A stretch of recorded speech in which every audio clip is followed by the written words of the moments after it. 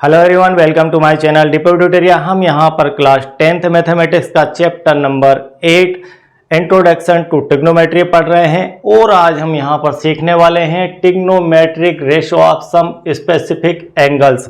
हमने पिछले लेक्चर्स तक ट्रिग्नोमेट्री में यह सीखा था कि किस प्रकार से आपके जो 6 रेशो होते हैं साइन, कोस, टेन, कोसेक, सेक और कोट, इनकी वैल्यू फाइंड की जाती है, किस प्रकार से ट्राइंगल में इन्हें लिखा जाता है। और हमने स्पेशली यह सीखा था कि मान लीजिए कि यह आपका कोई ट्राइंगल है और इसका यह जो एंगल है यह थीटा है और हमने इसे ए कहा, इसे बी कहा और इसे सी कहा। तो इस थीटा के लिए इनके रेशो क्या होंगे, इस थीटा एंगल के लिए साइन, कोस, टेन, कोसेक, सेक के रेशो क्या होंगे, यह हम भली भांति देख चुके हैं और इस पर डिपेंड हमारी एक्सरसाइज 8.1 को हम कंप्लीट कर चुके हैं। अब नेक्स्ट एक्सरसाइज के अंदर हमें sine, cos, tan, cosec, sec, coat की एक स्पेसिफिक वैल्यू की आवश्यकता होगी। 0 डिग्री, 30 डिग्री, 45 डिग्री, 60 डिग्री और 90 डिग्री वैल्यू का यहाँ पर यूज किया जाना है 10th क्लास तक। तो हम यहाँ पर सीखते हैं आज कि किस प्रकार से इन रेशो के लिए इन एंगल्स के अकॉर्डिंग वैल्यू क्या होगी। और यह जो वैल्यू बनी हुई है आपके चार्ट के ऊपर, साइन 0 डिग्री के 0, साइन 30 की 1/2, साइन 45 के 1/√3 और साइन 60 की √3/2 और साइन 90 की 1। तो यह किस प्रकार से वैल्यू बनती है इसके थोड़ी डिटेल जानकारी मैं आपको यहाँ पर देता हूँ। तो हम यहाँ पर सबसे पहले थीटा की वैल्यू 45 रख के किस प्रकार से हम इन रेशो की वैल्यू फाइंड कर सकते हैं। रेशो की वैल्यू फाइंड करने से अर्थ है, आप थोड़ा सा और इसे बेसिक में समझ लीजिए कि मान लीजिए हमने यहाँ पर थीटा लिया और एंगल ए लिया, तो साइन ए को हम क्या लिखते हैं, यहाँ पर हम साइन ए को लिखते थे कि आपके एक्यूट एंगल के फ्रंट की साइड, आपके एक्यूट एंगल की फ्रंट की साइड, या हम इसे P भी कहते थे, इसे H भी कहते थे और इसे B भी कह सकते हैं। तब हम इसे लिखते थे P/H। इस प्रकार से हम साइन A की वैल्यू को यहाँ पर रेशो के फॉर्म में लिखते थे। अब इसकी जगह, इस A की जगह हम यहाँ पर कोई एंगल यूज करेंगे, कोई एंगल यूज करेंगे। वे एंगल होंगे 0 डिग्री, 30 डिग्री, 45 डिग्री, 60 डिग्री और आपका 90 डिग्री। तो इस प्रकार के एंगलों का क्या वैल्यू आएगा इन रेशो के अंदर, यदि हम थीटा की जगह कोई स्पेसिफिक एंगल की वैल्यू रखें तब उसकी प्रॉपर वैल्यू क्या आएगी, यह हमें यहाँ पर सीखना है आज के लेक्चर में। तो चलिए स्टार्ट करते हैं। सबसे पहले हम थीटा की वैल्यू रखते हैं 45 डिग्री एंगल के लिए हम देखते हैं यहाँ पर हमने लेटर, सबसे पहले हम मान लेते हैं क्योंकि ट्राइंगल हमारी ट्रिग्नोमेट्री का हिस्सा है और ट्राइंगल के अंदर ही ट्रिग्नोमेट्री चलने वाली है। तो लेटर्स ट्राइंगल ABC एंड हमने एक ट्राइंगल यहाँ पर ले लिया, आप देख पा रहे होंगे ट्राइंगल A, B और C, एक ट्राइंगल लिया और ट्राइंगल का एक एंगल हमारा 90 डिग्री का होता ही है and angle A and C equal to 45 degree. क्योंकि जब आपने एक ट्राइंगल लिया और ट्राइंगल का एक एंगल जब हम 90 डिग्री लेते हैं, एक 90 डिग्री का एंगल ले लिया, तब हम जानते हैं कि किसी भी एंगल के ट्राइंगल के अंदर यदि आपका यह एंगल 90 डिग्री है तब शेष आपके दो बचे हुए एंगलों का टोटल 90 होगा। क्योंकि मान लीजिए यह A है, यह B है और यह C है, तो angle A plus angle B plus angle C equal to 180 degree होता है। एंगल A, B और C तीनों का टोटल 180 डिग्री होता है। हम जानते हैं इसकी ट्राइंगल की प्रॉपर्टी से, अगर इसमें से एक एंगल आपका यह B वाला एंगल जो है वह 90 डिग्री है, इसका अर्थ है कि A और C दोनों का टोटल 90 होना चाहिए। इसके अंदर हमने यदि एक एंगल A को 45 डिग्री ले लिया है तो स्वतः ही आपका C एंगल 45 डिग्री का बन जाता है। तो हम यहाँ पर पहले स्टार्ट कर रहे हैं 45 से, 45 डिग्री का एंगल लेते हैं। तो हमने triangle ABC and angle A and C equal to 45 इसलिए सीधा सीधा यहाँ पर लिख दिया है। और angle B equal to 90 degree, हमारा B एंगल 90 डिग्री का है। देन तब क्या होगा, हमने प्रूव किया था 8.1 के अंदर। हम जानते हैं कि जब हमारे ट्राइंगल के दो एंगल जब एक जैसे हो, जब दो एंगल एक जैसे हो, angle A equal to angle C यदि इस प्रकार से हो, तो इन ट्राइंगल के अंदर, इस ट्राइंगल के अंदर इन एंगलों से बनने वाली साइड, इनकी जो साइड होती है वह भी इक्वल होती है। इसका अर्थ है कि हम कह सकते हैं कि यहाँ पर A B equal to B C होगी। यदि आपका एंगल ए और सी इक्वल है तब उसकी यह साइड और यह साइड भी इक्वल होगी। तो यहाँ पर इस फिनोमिना से हम कह सकते हैं कि A B equal to B C, A B equal to B C हो गया। अब हमें यहाँ पर उसकी कोई वैल्यू मान लेनी है। हम उसकी वैल्यू ले लेते हैं ए बी की वैल्यू ए और बी सी की वैल्यू भी ए, क्योंकि वो दोनों एक दूसरे के इक्वल हैं। चलिए इसके बाद आगे बढ़ते हैं। अब हमारे पास ट्राइंगल कंप्लीट हो चुका है, उसकी कोई वैल्यू भी आ चुकी है, उसके एंगल भी हम लिख चुके हैं। अब हम पाइथागोरस थ्योरम इसमें अप्लाई कर देते हैं। पाइथागोरस थ्योरम हमारी कहती है, क्या कहती है कि राइट एंगल के फ्रंट वाली साइड, राइट एंगल के फ्रंट वाली जो साइड होती है वह आपकी हाइपोटेनस होती है, और उस हाइपोटेनस का स्क्वायर, उस हाइपोटेनस का स्क्वायर अन्य दो जो आपके शेष दो साइड बचती है उन दोनों साइड के स्क्वायर के सम के इक्वल होता है। यह हमारा पाइथागोरस थ्योरम का स्टेटमेंट कहता है। हमने यहाँ पर अप्लाई पाइथागोरस थ्योरम कर दी। अब हम इसे आगे बढ़ाते हैं। तब हम कह सकते हैं यहाँ पर AC स्क्वायर, हमें AC की वैल्यू फाइंड करनी, क्योंकि हमें sine cos tan cosec sec cot के रेशो निकालने हैं। तो रेशो निकालने में हमें इस ट्राइंगल की तीनों साइड की वैल्यू यहाँ पर फाइंड करनी होगी। चाहिए तो दो वैल्यू तो हमने मान ली, तीसरी वैल्यू हम फाइंड कर लेते हैं। तो यहाँ पर AC स्क्वायर इक्वल टू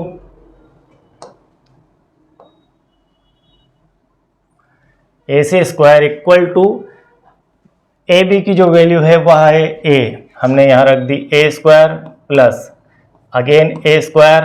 तो A C square equal to A square plus A square आ चुका है। यहाँ से स्टेप चेंज का मैंने निशान लगा दिया। इसे बार बार आप यहाँ पर लेके आएंगे, 3 से 4 स्टेप में बोर्ड क्लियर हो जाएगा, इसलिए हम यहाँ पर इसे लिख देते हैं। तब हमारा ए सी स्क्वायर होता है, ए सी स्क्वायर बराबर 2a स्क्वायर हो जाता है। यदि हमें ए सी की वैल्यू फाइंड करना है तो यहाँ से स्क्वायर को हटाना होगा, और स्क्वायर जब हटाएंगे तो इक्वल टू के उस तरफ रूट के फॉर्म में वह हो जाएगा। तब हम यहाँ पर कह सकते हैं कि A C equal to under root 2a square, under root उस तरफ चला गया। अब ए सी की जो वैल्यू आती है वह आती है आपका ए स्क्वायर है, वह अंडर रूट से बाहर होकर ए हो जाएगा। तो यहाँ पर हो गया ए अंडर रूट 2। तो फाइनली हमें ए सी की वैल्यू प्राप्त होती है ए अंडर रूट 2। हम इसे यहाँ पर लिख देते हैं, इसकी वैल्यू है ए अंडर रूट 2 आ चुकी है। अब हम हमारे रेशो फाइंड करते हैं स्पेसिफिक एंगल के लिए। हमने जो स्पेसिफिक एंगल लिया है वह लिया है 45 डिग्री का।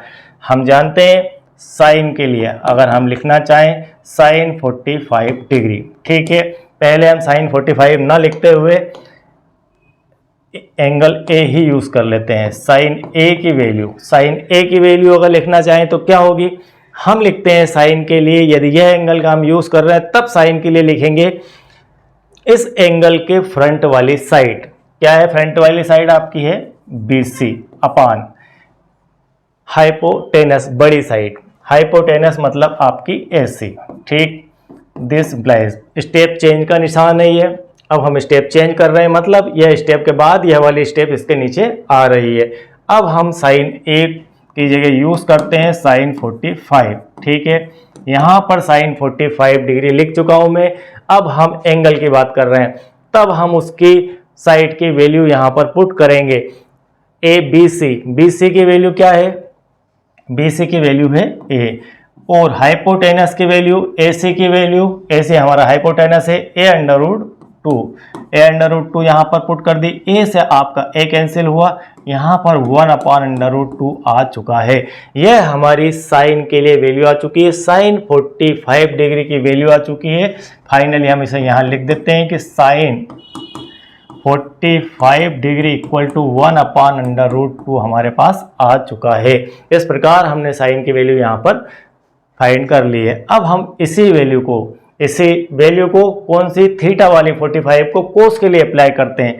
तो कोस ए, कोस ए इक्वल टू कोस के लिए जब हम यहाँ पर फार्मूला अप्लाई करेंगे, यदि हमने साइन के लिए किया तो फ्रंट वाली साइड ली, अब कोस के लिए हम लेंगे इस एंगल की ज्वाइंट वाली साइड। ज्वाइंट वाली साइड आपकी ए बी है। क्या है? A B. A B upon hypotenuse, hypotenuse है हमारी ए सी, ये लिख दिया हमने A C, equal to A B की वैल्यू है यहाँ पर और ए की वैल्यू है 45, पुट कर देते हैं तो cos 45 degree equal to A B की वैल्यू है ए अपान यहाँ पर ए सी की वैल्यू है ए अंडर रूट 2, ये रख दिया हमने ए अंडर रूट 2। इस प्रकार से ए से ए कैंसिल हुआ और 1 अपान अंडर रूट 2 आ चुका है। दिस एम्प्लाइज हमारे पास जो कोस 45 की फाइनली वैल्यू आती है वह आती है 1 अपान अंडर रूट 2। तो यह हमारे साइन 45 आ चुका है, यह हमारा कोस 45 रेशो आ चुका है। अब हम नया रेशो फाइंड करते हैं 10 ए को हम क्या लिख सकते हैं? 10 ए को हम लिख सकते हैं, हम इस एंगल का ए का यूज कर रहे हैं, 10 ए को हम लिख सकते हैं यहाँ पर आपकी फ्रंट वाली साइड अपान आपके ज्वाइंट वाली साइड। ठीक है, इस ट्रायंगल की फ्रंट वाली साइड, इस एंगल के फ्रंट में जो साइड है इस ट्रायंगल की वह, और इस एंगल के ज्वाइंट में जो साइड है वह हम लिखते हैं। इसका अर्थ इसे लिख सकते हैं हम B C upon A B, B C upon A B, B C upon A B लिख दिया। अब हम इनकी वैल्यू पुट कर देते हैं। ए की वैल्यू हम लेके चल रहे हैं 45, तो यहाँ पर 10 45 degree equal to B C की वैल्यू है ए और आपकी ए बी की वैल्यू भी है ए से यहाँ पर कैंसिल होता है और हो जाता है 1। तो हम यहाँ पर कह सकते हैं कि 10 45 डिग्री की फाइनली वैल्यू 1 हो जाएगी। इस प्रकार से हमने यहाँ पर अभी 3 वैल्यू फाइंड कर लिए, एक आपने साइन 45 के लिए, एक कोस 45 के लिए और एक 10 45 की वैल्यू यहाँ पर प्राप्त हो चुकी है। अब जब हम जानते हैं कि साइन कोस और टेन तीनों की वैल्यू हमारे पास आ चुकी है, तो अन्य 3 जो रेशो होते हैं वह इनके अपोजिट होते हैं। किस प्रकार से होते हैं मैं थोड़ा सा आपको यहाँ पर डिटेल में दिखा देता हूँ। साइन का अपोजिट रेशो अगर देखें तो वह होता है कोसेक, कोस का अपोजिट रेशो होता है सेक और टेन का अपोजिट रेशो होता है कोट। हम इसे इस प्रकार से लिखते हैं कि sine theta equal to 1 upon cosec theta, इस प्रकार से लिखा जाता है। Sine theta equal to 1 upon cosec theta, cos theta equal to 1 upon sec theta and tan theta equal to 1 upon cot theta. यदि हमें कोसेक की वैल्यू फाइंड करनी है तो हम क्या करेंगे, हम कर सकते हैं साइन की जगह कोस और कोस की जगह साइन, इन्हें आपस में रिप्लेस किया जा सकता है। इन्हें इस प्रकार से लिखा जा सकता है। यदि हम कोसेक लिखना चाहें तो cosec theta equal to 1 upon sine theta, ऐसा हम लिख सकते हैं। तो जो वैल्यू आपकी यहाँ पर साइन 45 की है उसका अपोजिट करने पर, उल्टा करने पर, सीधा सीधा उल्टा करने पर आपको वह वैल्यू कोसेक में मिल जाएगी और कोसेक की साइन से मैच हो जाएगी अपोजिट करने पर। तो हम यहाँ पर इसे अपोजिट कर देते हैं और बाकी की 3 वैल्यू को भी यहाँ पर लिख देते हैं, 3 रेशो भी लिख देते हैं। साइन कोस हो चुका है। अब हम लिखते हैं यहाँ पर सेक 45 डिग्री, सेक 45 डिग्री लिखना है। तो कोस 45 डिग्री की वैल्यू 1 अपान अंडर रूट 2 है। इस हिसाब से हम देख चुके हैं कि इसका अपोजिट होता है। तो कोस सेक 45 को हम लिख सकते हैं 1 अपान अंडर रूट 2, इस प्रकार से भी लिखा जा सकता है। क्योंकि चलिए अब मैं इसे यहाँ फार्मूले के फॉर्म में लिख देता हूँ एक रेशो को, सेक 45, तो इसे हम लिख सकते हैं 1 अपान कोस 45, ऐसा लिख सकते हैं। और कोस 45 की वैल्यू 1 अपान, यहाँ पर है 1 अपान अंडर रूट 2, और जब कोई संख्या भाग से गुणा में आती है तब वह पलट जाती है। इसका अर्थ है कि यहाँ पर सीधे सीधे हो जाएगा आपका अंडर रूट 2। तो हमें कोस से सेक 45 की वैल्यू प्राप्त हो चुकी है।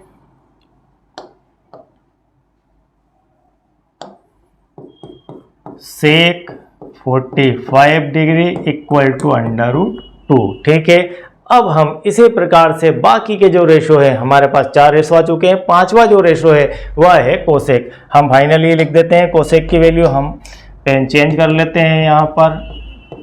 Cosec 45 degree equal to, cosec 45 degree equal to आपकी जो साइन 45 की वैल्यू है उससे पलट दीजिए 1/√2 से, यह सीधा सीधा हो जाएगा √2/1, इसका अर्थ है √2। अब बचता है हमारे पास एक और रेशो, वह है कोट। तो कोट को लिखते हैं, cot 45 degree equal to, cot 45 degree होता है tan का अपोजिट, तो tan हमारा है 1, tan 45 की वैल्यू है 1, तो इससे हमारा कोट 45 की वैल्यू भी आ जाएगी 1, क्योंकि 1/1 को हम 1 ही लिखते हैं। इस प्रकार से हमने एक स्पेसिफिक एंगल के लिए, हमारा जो स्पेसिफिक एंगल है 45 डिग्री, 45 डिग्री को लेकर सारी वैल्यू, सारे रेशो यहाँ पर फाइंड किए, उनकी क्या वैल्यू आती है। अब हम इसके बाद अगले एंगल, हमें 0 डिग्री, 30 डिग्री, 45 डिग्री, 60 डिग्री और 90 डिग्री के लिए वैल्यू फाइंड करना है। तो अभी हमने सिर्फ एक ही एंगल लिया है 45 डिग्री, अब हम 30 डिग्री और 60 डिग्री के लिए देखते हैं कि किस प्रकार से उसे फाइंड किया जाएगा। चलिए, अगर आपने इसे नोट डाउन नहीं किया, स्क्रीनशॉट नहीं लिया है तो ले लीजिए, बहुत ही बढ़िया कॉन्सेप्ट है और बहुत ही बढ़िया बेसिक मैंने यहाँ पर क्लियर करवा दिया है। ठीक है,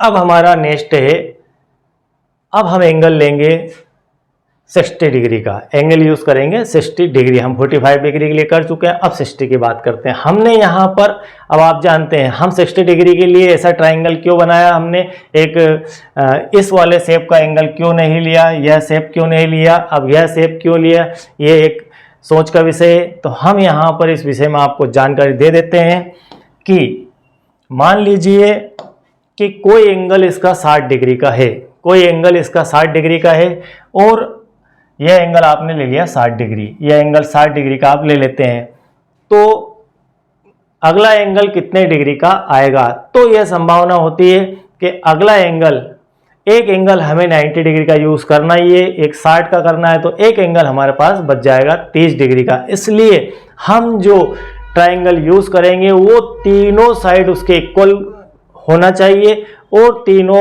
एंगल भी इक्वल होना चाहिए, ऐसा हम ट्राइंगल यहाँ पर यूज करेंगे और उसे मॉडिफाई करके हम हमारे हिसाब से थोड़ा सा कन्वर्ट भी करेंगे। तो हमने लेटेस्ट ट्राइंगल एबीसी, हमने मान लिया कि ट्राइंगल एबीसी है, ए बी और सी है, इज इक्विलेटरल ट्राइंगल, मतलब इसकी तीनों भुजाएं इक्वल है, इक्विलेटरल ट्राइंगल है, ये तीनों भुजाएं इसकी इक्वल है, तीनों साइड आपस में एक दूसरे के इक्वल है। और हम जानते हैं कि जब कोई किसी भी ट्राइंगल की तीनों साइड इक्वल होती है तब उसके तीनों एंगल भी इक्वल होते हैं और तीनों साइड भी इक्वल होती है। तब हम कह सकते हैं कि उसकी ए बी बी सी और सी ए जब इक्वल है तब उसके तीनों एंगल भी इक्वल होंगे। और हमें फाइंड करना है, हम स्पेसिफिक एंगल ले रहे हैं थीटा इक्वल टू 60 डिग्री। तो थीटा इक्वल टू 60 डिग्री के लिए हम यहाँ पर वैल्यू फाइंड करेंगे। तो हमने ए बी और सी को 60 डिग्री रख लिया है एंड हमारे जो साइड है ए बी बी सी और सी, इनकी वैल्यू हमने मान ली है 2a। जिस प्रकार से वहां हमने a मानी थी, यहां मानेंगे हम 2a 2a 2a 2a। ठीक है, यहां से यहां तक की b से c तक की वैल्यू 2a है, a से b तक की 2a है और a से c तक की वैल्यू भी 2a है। चलिए आगे बढ़ते हैं। अब हम यहां पर पहुंच चुके हैं, यह ट्राइंगल आपका बन चुका है। हमें जो ट्रिग्नोमेट्री में रेशो फाइंड करना होते हैं उसके अंदर यह अनिवार्य है कि हमें एक एंगल राइट एंगल यूज करना ही होगा। इसलिए हम AD, हमने क्या किया यहाँ पर, AD लंब है BD के ऊपर, BC के ऊपर, मतलब हम अगर उसे कहें कि AD परपेंडिकुलर B से लिख सकते हैं।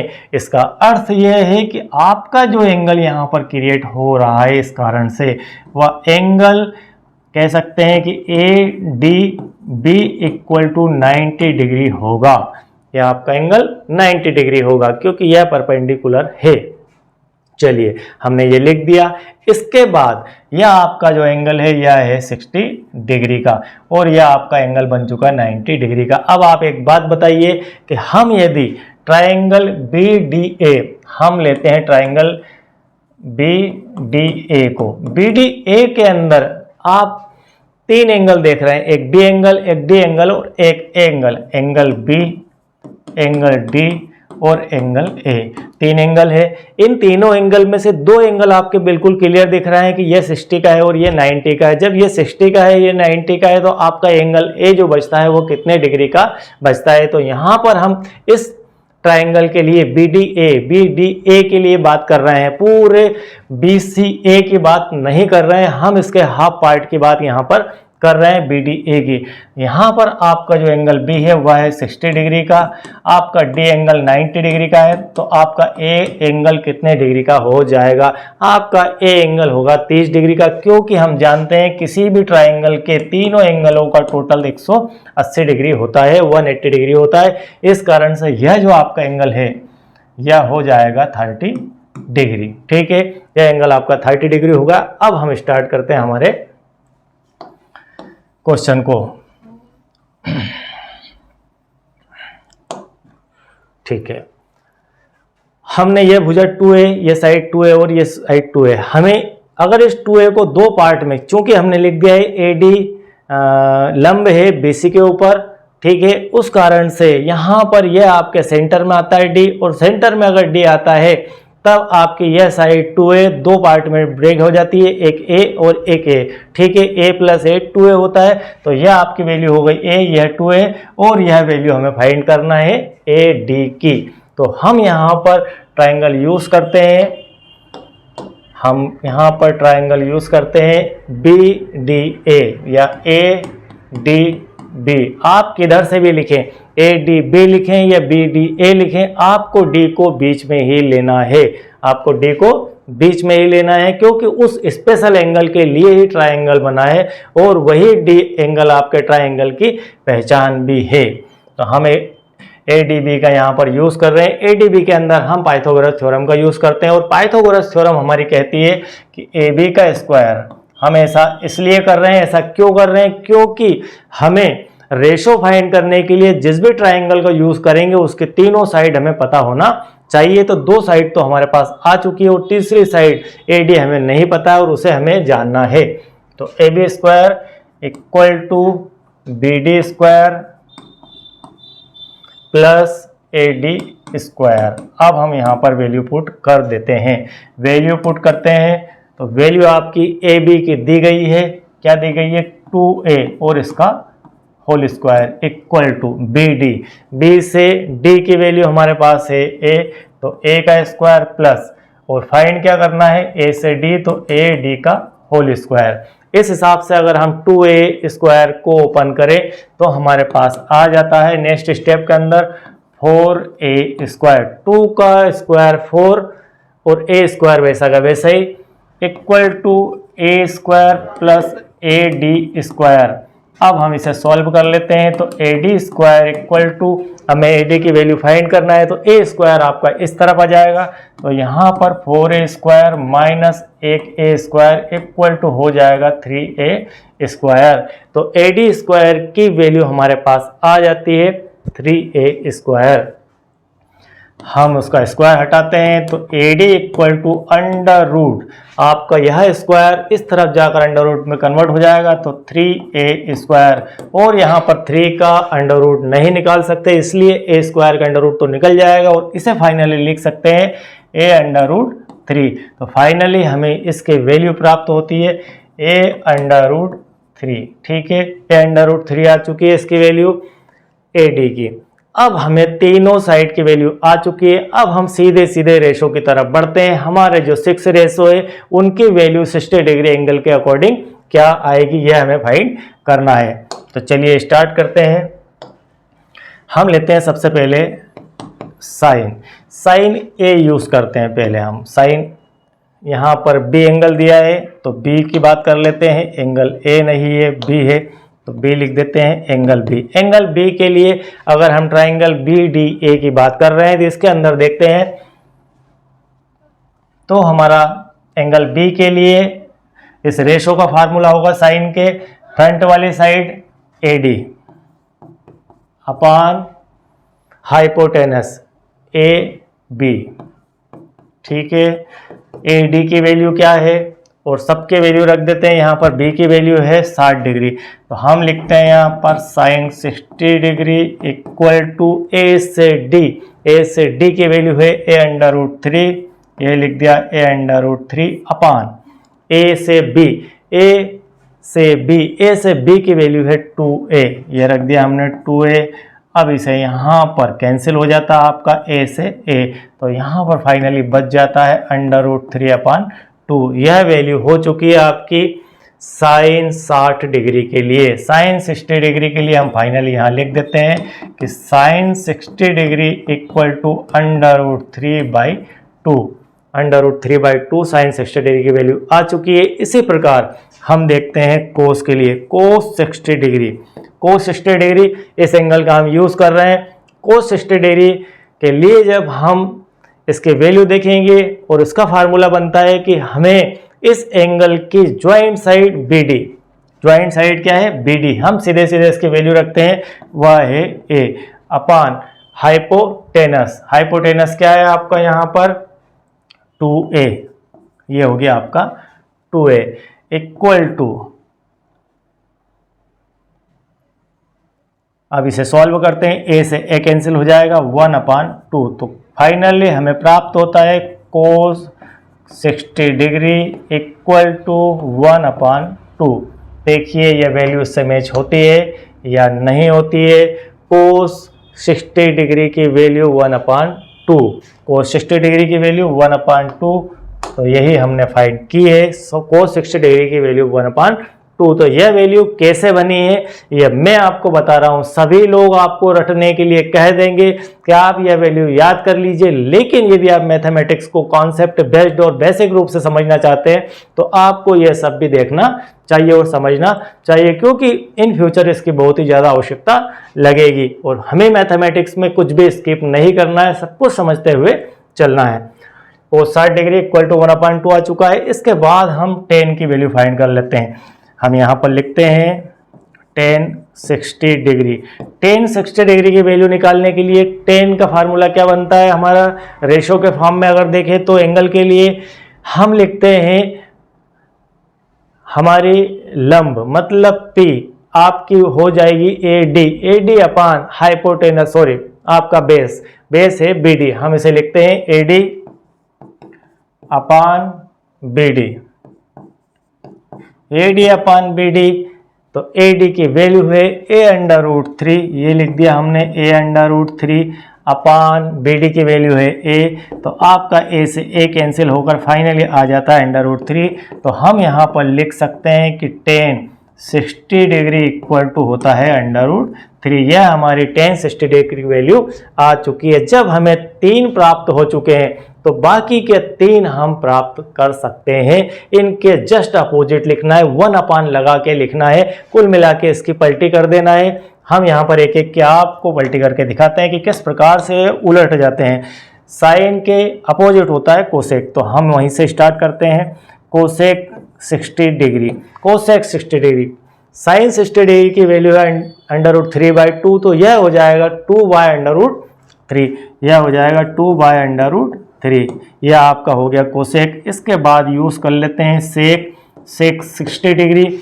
सेक 60 डिग्री की अगर वैल्यू फाइंड करना है तो आप cos 60 का उल्टा कर दीजिए, मतलब 1/2 से 2/1 हो जाएगा और उसे 2 ही लिखेंगे। इसके बाद बचता है आपका ओनली कोट, तो cot 60 degree equal to tan 60 degree की वैल्यू है √3, तो यह हो जाएगा आपका 1/√3। तो फाइनली इस प्रकार से हम 6 रेशो फाइंड कर चुके हैं। एक स्पेसिफिक एंगल लिया है हमने 60 डिग्री का, और सब हमारे रेशो यहाँ पर फाइंड हो चुके हैं, उनकी वैल्यू फाइंड हो चुके हैं। तो इस प्रकार से किसी भी एक स्पेसिफिक एंगल के लिए वैल्यू फाइंड की जाती है।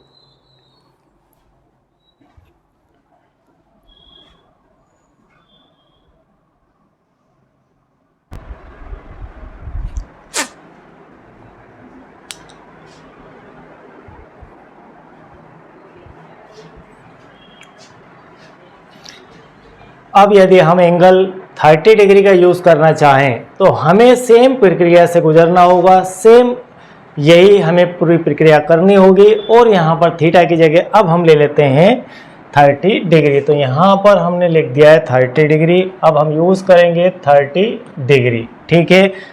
30 डिग्री के लिए यहाँ तक की स्टेप हमारी सेम होगी।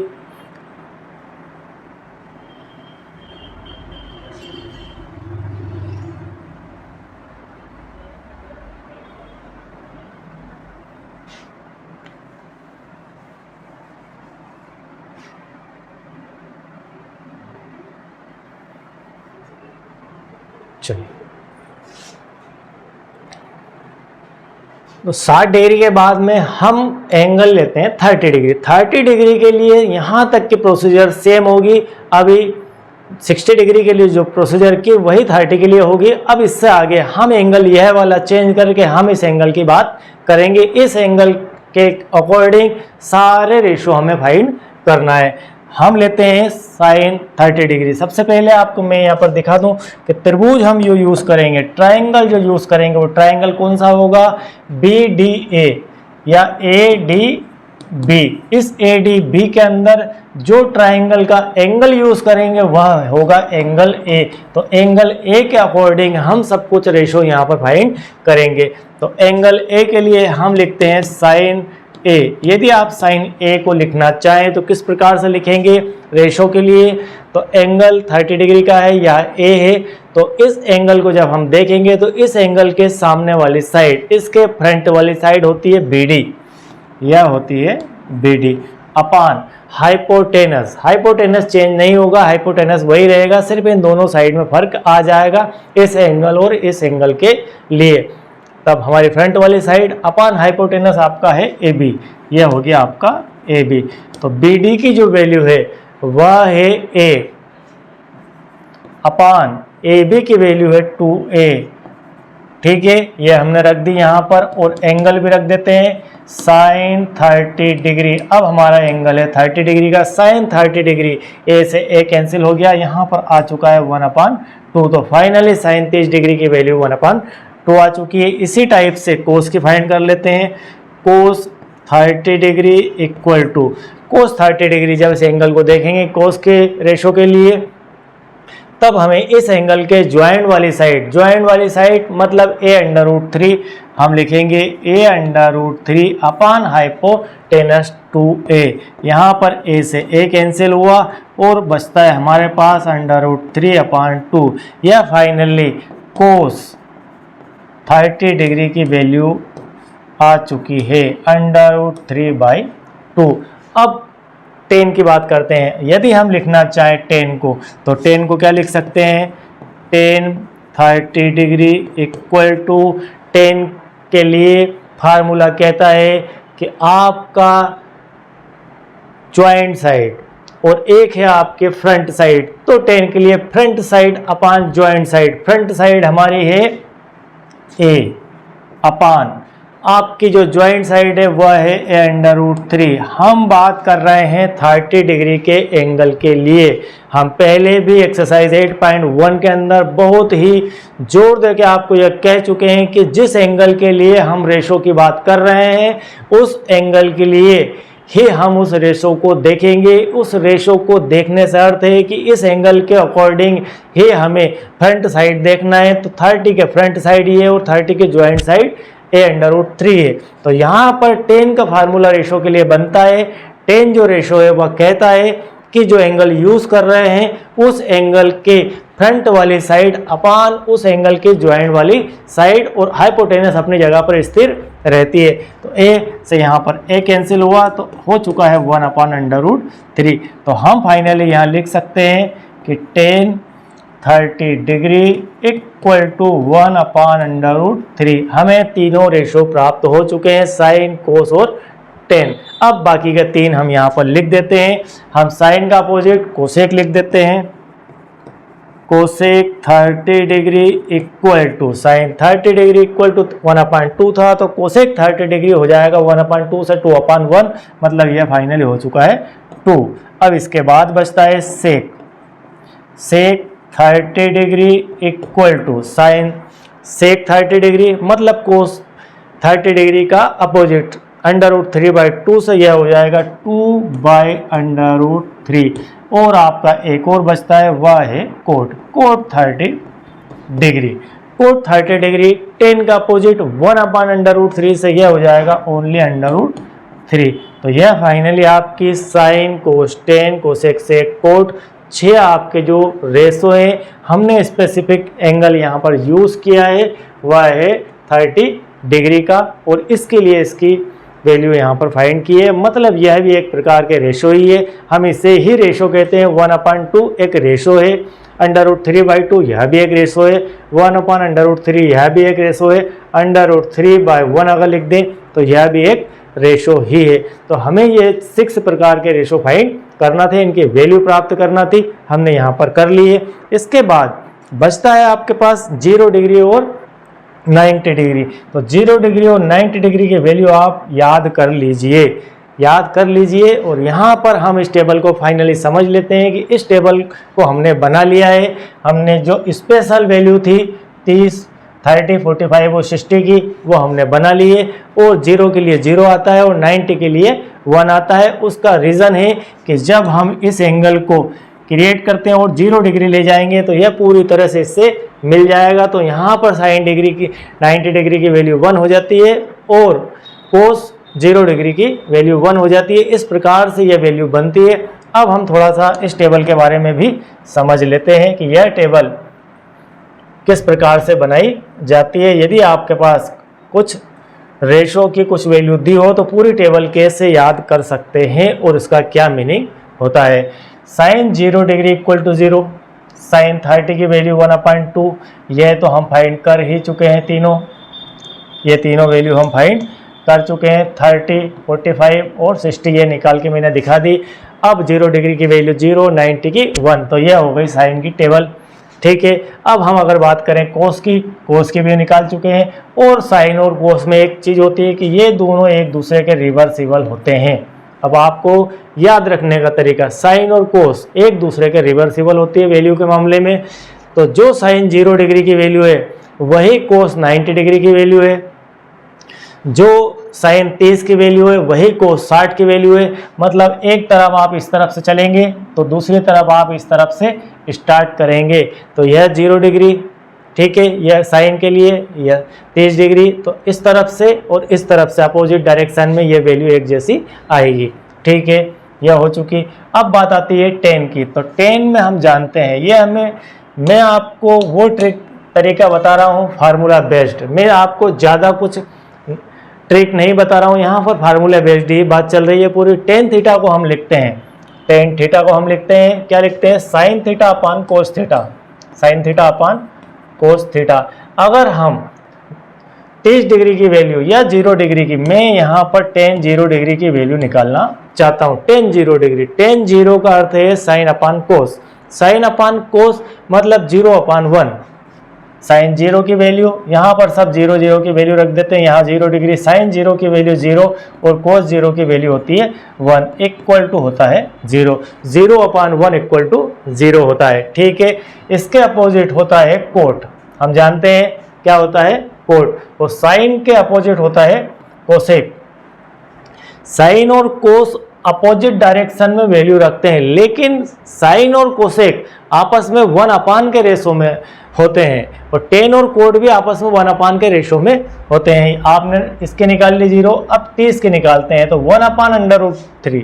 आप टेन की 30 डिग्री की वैल्यू निकालते हैं तो लिखते हैं 1/2 √3/2।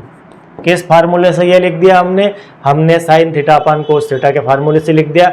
यहाँ पर टेन 30 की वैल्यू, तो साइन 30 की वैल्यू 1/2 और कोस 30 की √3/2। तो इस हिसाब से हम जब इसे भाग से गुणा में ले जाएंगे तो आपकी नीचे वाली √3/2 पलट जाएगी और 2/√3 हो जाएगी। यहाँ से ये कट गया तो आपके पास यहाँ बचता है 1/√3, जो कि वैल्यू ये आ चुकी है टेन 30 की। इसी टाइप से अगर आप 10 45 की वैल्यू निकालना चाहते हैं तो 1/√, से आप 1/√, को डिवाइड करेंगे तो आपको दोनों डिवाइड में कट जाएगा और 1 आ जाएगा। और जब 60 की वैल्यू फाइंड करेंगे 60 डिग्री के लिए 10 में, तो आपको sin 60 के अंदर 10 cos 60 का भाग लगाना है। तो इन दोनों को जब आपस में डिवाइड करेंगे तो आपको √3 मिल जाएगा। और फाइनली यहाँ पर 0/1/0 करेंगे तो इन्फिनिटी मिल जाएगा। यहाँ पर एक और बहुत गहरा कॉन्सेप्ट सामने आ गया है, उसकी हम बात कर लेते हैं कि हमने अभी जस्ट मैंने लिखा था यहाँ पर 0/1, क्या लिखा था 0/1 इक्वल टू लिखा था 0/1 इक्वल टू 0 लिखा 10 के लिए। और यहाँ पर 1/0 इक्वल टू लिख रहा हूँ इन्फिनिटी, 1/0 इक्वल टू लिख रहा हूँ इन्फिनिटी। तो ये क्या कहलाता है, ये क्या होता है? इसका अर्थ ये है कि आप 0 में जब 1 का भाग लगाएंगे तो आपको 0 लिखना है, और 1 में जब 0 का भाग लगाएंगे तो इन्फिनिटी लिखना है। उसका कारण है कि 0 1 से कितनी छोटी है यह नहीं पता है, यह मैथमेटिक्स नहीं जानता है कि 0 1 से कितना छोटा होता है, इसलिए हम उसे मानते हैं कि यह नगण्य होता है, या 0 मतलब कुछ होता ही नहीं है। और जब कुछ होता ही नहीं है तो 1 तो अपनी वैल्यू रखता है, तो उसमें कुछ नहीं होता है का भाग लगाएंगे तो वह अनंत बार जाएगा, इन्फिनिटी टाइम वहाँ पर भाग चला जाएगा, इसलिए हम यहाँ पर इन्फिनिटी लिखते हैं। अब आप साइन कोस 10 की वैल्यू निकाल चुके हैं, आपको कोसेक की लिखना है, इसका अपॉन में करेंगे 1/0 इन्फिनिटी, 1/0 इन्फिनिटी, 1/2 इसका अपोजिट 2, इसका अपोजिट √2, इसका अपोजिट 2√3, इसका अपोजिट 1 का अपान में 1 करेंगे 1 आ जाए। ठीक है, अब आप कोस को कोसेक से रिलेट कर सकते हैं। कोस और सेक आपस में अपोजिट होते हैं, 1 के रेशो में होते हैं। हम जानते हैं कि कोस थीटा इक्वल टू 1/सेक थीटा होता है, और सेक थीटा इक्वल टू 1/कोस थीटा होता है। इसलिए कोस और सेक के बीच में 1/√3/2 से 2/√3, 1/√2 से √2, 1/2 से 2, और 0 से इन्फिनिटी। 0 से इन्फिनिटी इसलिए क्योंकि 1/0 को इन्फिनिटी लिखेंगे। ठीक है, 1/0 को इन्फिनिटी लिखेंगे। अब बचता है कोट। तो कोट आपका 10 के अपोजिट में होता है, 0 से 1/0 को लिखेंगे इन्फिनिटी, 1/√3 को 1 के फॉर्म में लिखेंगे, मतलब हम इसे लिखेंगे 1/√3 कोट थीटा इक्वल टू होता है 1/tan थीटा, और tan थीटा इक्वल टू होता है 1/कोट थीटा। तो जब हम इसके वैल्यू को लिखेंगे tan और कोट की, तो 0 यहाँ पर 0 है, तो हम इसे लिखेंगे 1/0। क्या लिखेंगे 1/0 होता है इन्फिनिटी। ठीक है, और यहाँ पर 1/√3 से अपोजिट होकर यहाँ हो जाएगा √3, और 1 का 1, और √3 से 1/√3, और इन्फिनिटी से 0। अब आप 1 का डिवाइड इन्फिनिटी से करेंगे तो आपको मिल जाएगी 0। तो कहाँ पर 0 लिखना है और कहाँ पर इन्फिनिटी लिखना है मैंने आपको यहाँ पर क्लियरली दिखा दिया है। तो इस प्रकार यह टेबल आपको फाइंड करना है, टेबल याद करना है और याद रखना है, क्योंकि इन वैल्यू की आवश्यकता हमें अभी जस्ट इसके बाद हम जो क्वेश्चन करने जा रहे हैं उसके अंदर लगने वाली है। तो थैंक यू वेरी मच। यदि आप चैनल के साथ नए हैं, मुझे पहली बार देख रहे हैं, पहली बार सुन रहे हैं, और अब तक यदि आपने सब्सक्राइब नहीं किया है तो चैनल को सब्सक्राइब कीजिए, लाइक कीजिए, अपने दोस्तों को शेयर कीजिए, और बेल आइकन को प्रेस करके रखिए ताकि आपको नेक्स्ट वीडियो के नोटिफिकेशन फटाफट मिल सके, ज़्यादा आपको मेहनत नहीं करना पड़े ढूंढने के लिए। और आप मेरे साथ वर्ष भर बने रहिए, आपको एक से एक क्वेश्चंस अग्रवाल की बुक के, ओसवाल की बुक के, एनसीईआरटी के सब क्वेश्चन यहाँ पर, और आईएमपी पार्ट जितना होगा उतना बेहतर आईएमपी पार्ट क्वेश्चनों को खोद के निकाल के लाएंगे और आपको मैं यहाँ पर करवाऊँगा। Thank you very much.